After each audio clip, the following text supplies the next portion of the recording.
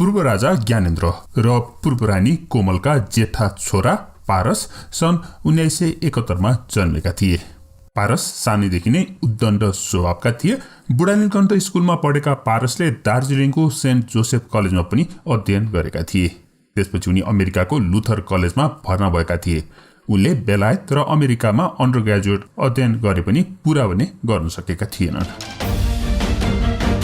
अमेरिकाको युनिभर्सिटीमा उनलाई पढाएका एक शिक्षकका अनुसार उनी त्यति राम्रो विद्यार्थी थिएनन् रे। पारसले 28 वर्षको उमेरमा भारतको राजस्थानको राजघरानाकी हिमानीसँग विवाह गरे। विवाह गरेको 11 महिनापछि उनीहरूको पहिलो सन्तान पूर्णिकाको जन्म भयो।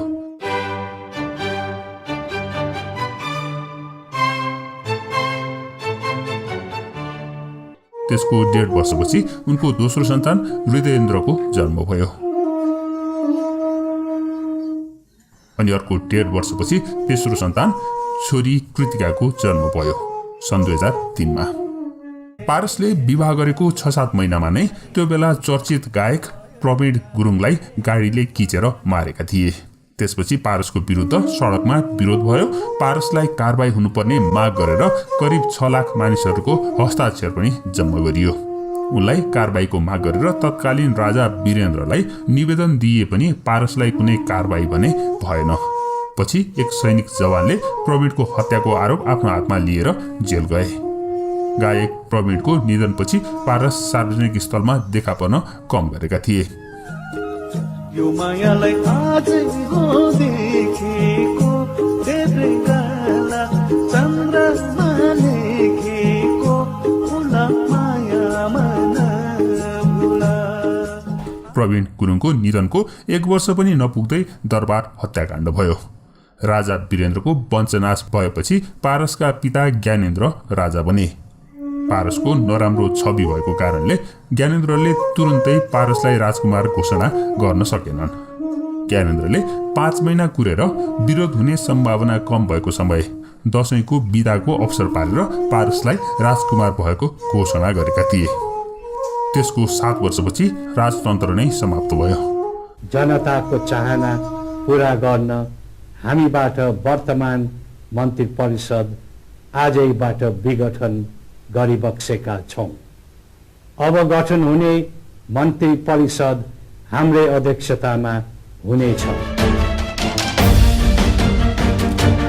देशको शासन व्यवस्थाको अभिभार ग्रहण गर्ने मन्त्री परिषद गठन गर्नका लागि प्रधानमन्त्री पदको लागि यथाशीघ्र नाम सिफारिस गर्न 7 राजनीतिक दलहरूको गठबन्धनलाई हामी आह्वान गर्दछौं।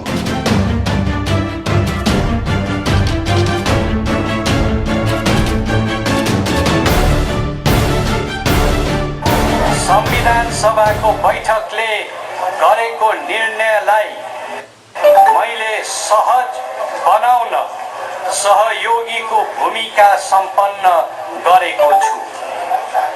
मैले देश छोडेर जाने सोच बनाएको पनि छैन। म मातृभूमि नेपालमा नै बसी मुलुकको बृहत्तर हित र शान्तिका लागि योगदान पुर्याउँछु।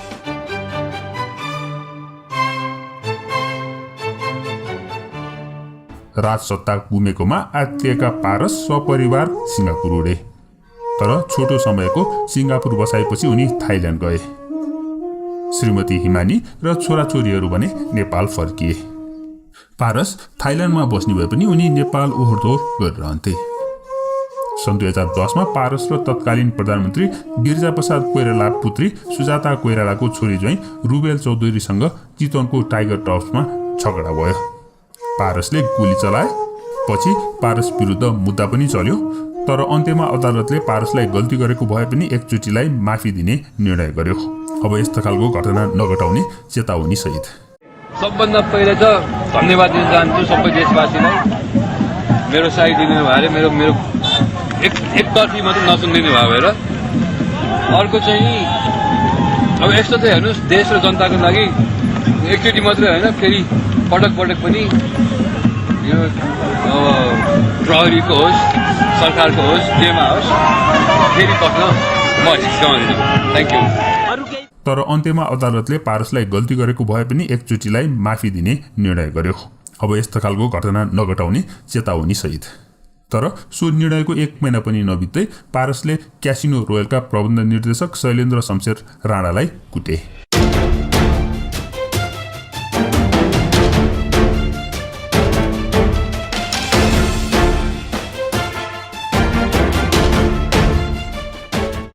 त्यसपछि पारसले नेपाल छोडेर थाइल्यान्डमा पुगेर उनी र उनकी थाई प्रेमिका कन्निका चायरसानलाई त्यहाँ पटक पटक लागु औषध सहित पक्राउ गरियो। सन् 2012 मा 2 महिनामा 2 चोटि पक्राउ परेपछि पारसले त्यहाँको नेपाली दूतावासलाई आफ्नो ज्यान जोखिममा भएको भन्दै निवेदन पनि दिएका थिए।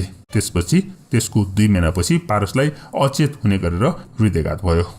11 दिनसम्म अचेत रहेका पारस मर्ने र बाँच्ने दोसादमा लामो समय रहे।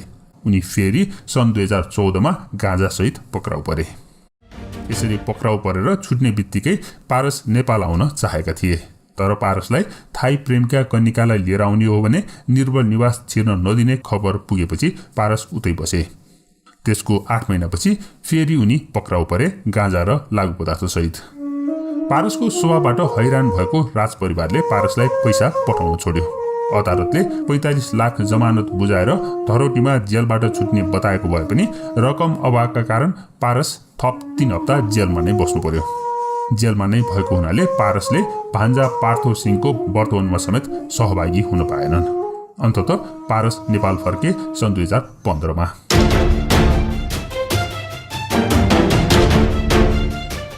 उनलाई निर्मल निवासमा प्रवेश दिइएन।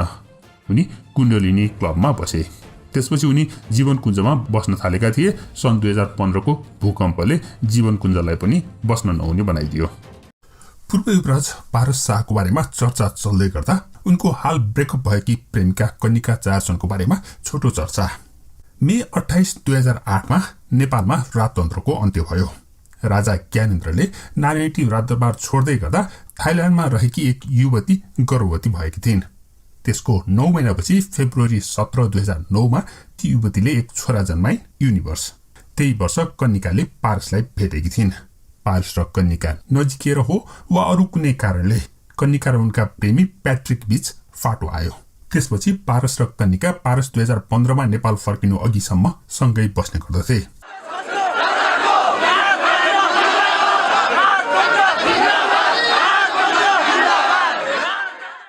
सन् 2014 देखि सन् 2015 को बीचमा पारस र कन्निका बीचको सम्बन्धमा नाटकीय रूपमा फाटो आएको देखिन्छ।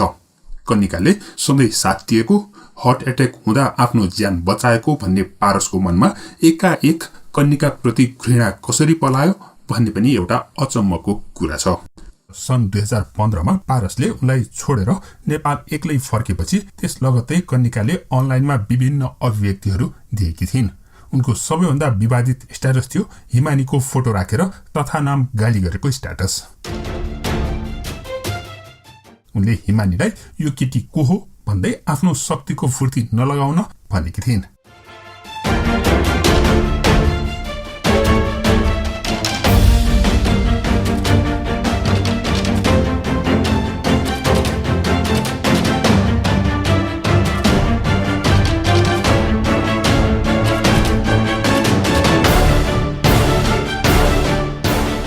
कन्निकासँगको सम्बन्धकै कारण पारस र हिमानी बीच सम्बन्ध बिग्रेको थियो, जुन अहिले पनि सहज हुन सकेको छैन।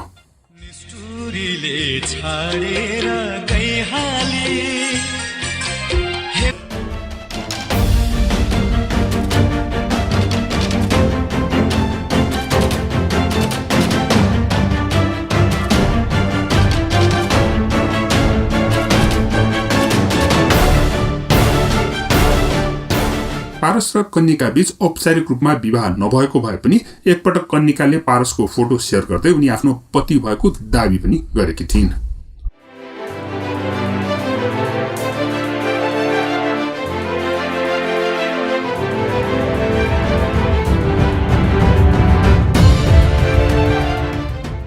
पारसले कन्निकालाई भेटेको 10 वर्षपछि अर्थात् 2019 मा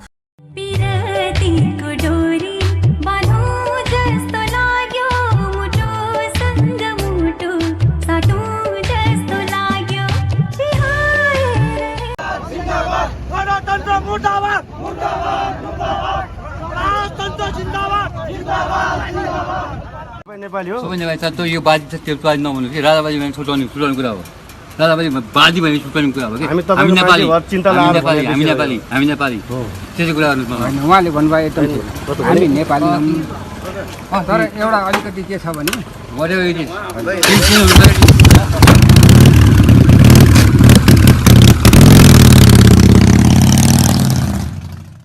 त्यस बेलामा उनको सोनिका रोकासँग अफेयर चलिरहेको थियो अहिले पनि सोनिका र पारस छुट्टिसकेको बताइन्छ